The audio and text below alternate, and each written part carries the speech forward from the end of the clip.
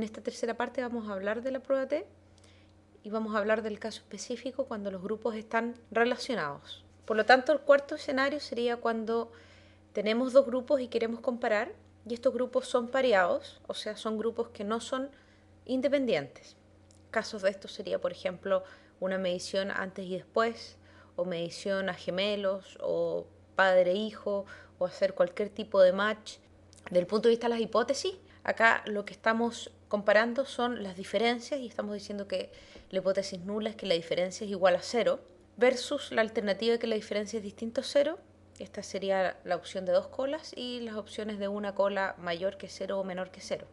En el caso de la fórmula, el test estadístico, la fórmula básicamente es el mismo. Lo que vamos a poner en el numerador ahora es el promedio de las diferencias, menos este número que va a ser igual a cero.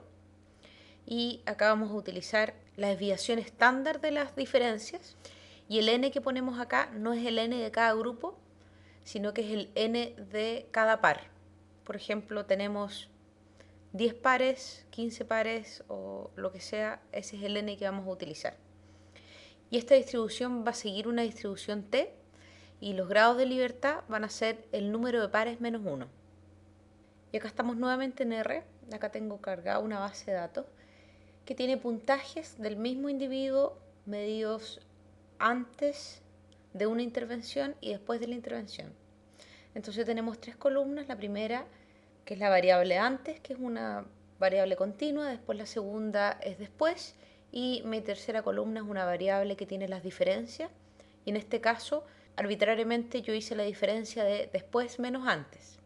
Es importante acordarse de cuál fue la dirección que uno utilizó para crear este vector de diferencias, dado que si uno lo hace antes menos después, las diferencias van a ser positivas en vez de negativas y viceversa. Antes de utilizar el t-test pareado, lo que tenemos que saber es si nuestras diferencias siguen una distribución normal. Para eso lo que yo hice fue crear un histograma de la variable diferencias, el cual nos muestra que a grandes rasgos es bastante simétrico, por lo tanto el supuesto de que las diferencias siguen una distribución normal sería aceptado en este caso. La primera forma de hacer el test sería entonces utilizar el comando t.test y poner antes, después y especificar que estos valores son pareados, o sea, no son independientes y para eso ponemos pareados igual a verdadero o true. Yo en este caso usé antes y después, por lo tanto lo que vamos a comparar, la diferencia va a ser antes menos después. Y me dice que el resultado de este test estadístico va a ser igual a 2.7 con un valor de p significativo menor de 0.05. La otra opción sería hacer directamente el test estadístico del vector que contiene las diferencias. Y en este caso, mi valor del test estadístico es el mismo, pero tiene el signo negativo. Y esto es porque yo había creado las diferencias como después menos antes. Y el primer test estadístico lo hicimos como antes menos después.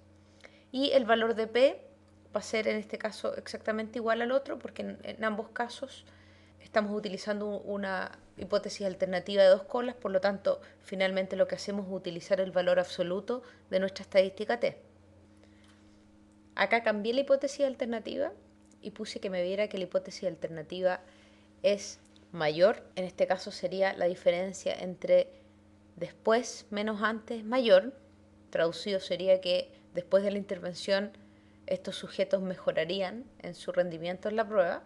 Y me sale que el valor de P es de 0.99, por lo tanto la intervención aparentemente no serviría mucho para aumentar nuestro rendimiento. El mismo resultado voy a obtener si utilizo el vector de las diferencias, que este vector está construido como después menos antes, y con la alternativa que diga que sea mayor que. Y por último tenemos la versión con la alternativa menor.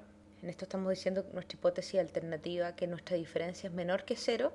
Esto quiere decir que en este caso antes sería mejor que después, porque la diferencia está como después menos antes. Y en este caso sí rechazamos la hipótesis nula porque tenemos una P menor a 0.05 y el mismo resultado lo obtenemos si utilizamos solamente el vector de las diferencias. En R es más rápido calcular el vector de las diferencias cuando uno quiere hacer un t-test pareado, porque si nosotros solamente dentro del paréntesis este comando escribimos una sola variable, no especificamos ningún valor de promedio, automáticamente asume que tiene que realizar un t-test pareado. Versus acá que nosotros le tenemos que escribir el nombre de las dos variables que queremos comparar y tenemos que escribir que en este caso se trata de muestras que son pareadas.